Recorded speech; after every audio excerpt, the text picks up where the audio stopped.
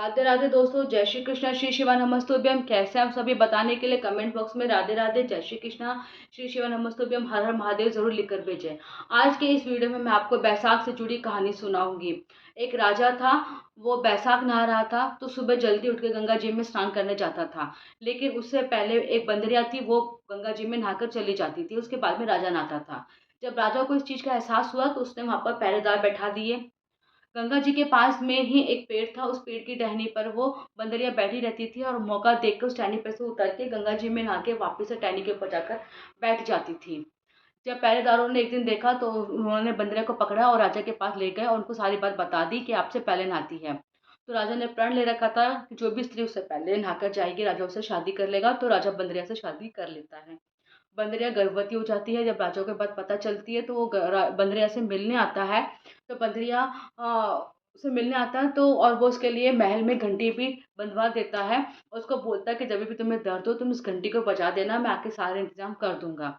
रानी को जब पता चलता है तो रानी भी मिलने आती हैं और उससे पूछती है घंटी किसने बजाई बांधी, तो बोलती है कि राजा ने बांधा है। तो रानी उसको बजाने के लिए बोलती है, वो बजाती है। राजा आता है, कारण पूछता है तो बोलते हैं मेरे को रानी ने बोला था। जब बंदरिया के दर्द हो रहा होता है तो उसके बाद में राजा तो नहीं आता, रानियाँ आती हैं। तो बंदरिया एक बेटे को जन्म देती है। रानियाँ बेटा राजा को देने के बजाय दासी को दे देती है और कहती है कि इस बच्चे को जाके नदी में बहा दो और इसके पास में लाके कंकड़ पत्थर रख दो। रानी ये बात जाके राजा को बताती है कि बंदरिया ने तो कंकड़ पत्थर को पैदा किया है। दासी जाकर उस बच्चे को नदी में नहीं बहाती, वहीं पे पास में कुम्हार रह रहा होता है, उसके मिट्टी के बर्तन में जाके रख देती है। कुम्हार कुम्हारिन देखती है उसके मिट्टी के बर्तन में बहुत सुंदर बच्चा सो रहा होता है, तो वो उसको पालने पोसने के लिए सोचते हैं। लड़का बड़ा होता रहता है तो एक दिन लड़का उसको बोलता है कुम्हार को कि मुझे मिट्टी के हाथी घोड़े बनाकर दो।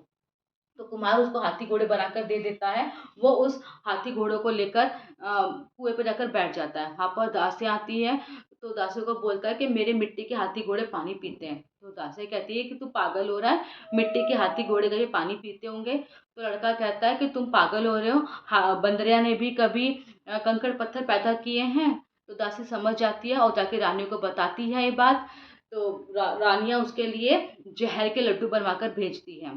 दासी वो लड्डू जाके लड़के को दे देती है, पर भगवान की कृपा से वो जहर गोंद में बदल जाता है।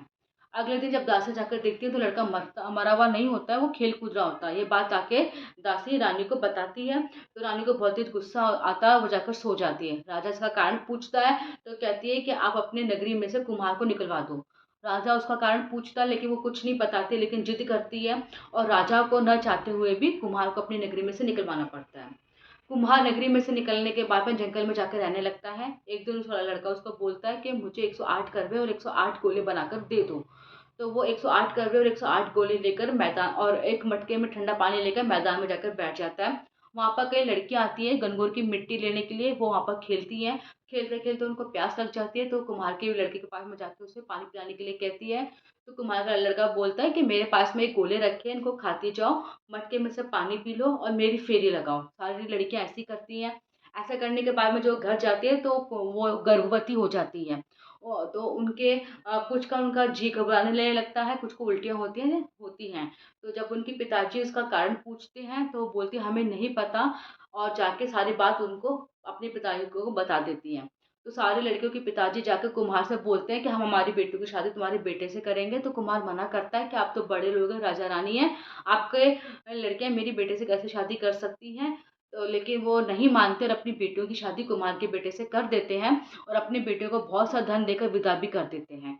तो इस तरीके से कुमार के घर में 108 बहुएं आ जाती हैं। तो कुमार उनके लिए 108 कमरे बनाकर दे देता है।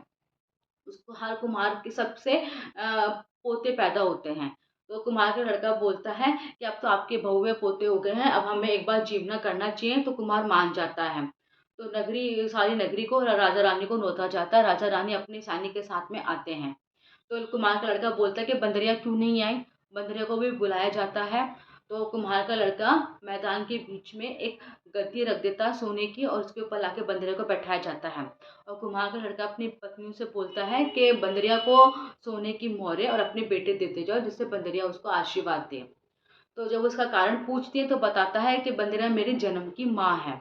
जब ये बात राजा को पता चलती है तो वो लड़के से ही पूछता है, तो लड़का सारी बात बता देता है कि कैसे दासी ने उसको पानी में न फेंक कर कुम्हार के मिट्टी के बर्तन में रख दिया था। तो और वो बोलता है कि जिस दासी ने काम करा था वो दासी यहीं पे मौजूद है। दासी सामने आती है और सारी कहानी सारी बात उसको बता देती है। तो राजा को भी यकीन हो जाता है कि ये लड़का उसका बच्चा है। तो वो सारी रानियों को छोड़ देता है और बंदरिया को अपने बेटे को और 108 बहुएं को और पोतों को लेकर महल में चला जाता है।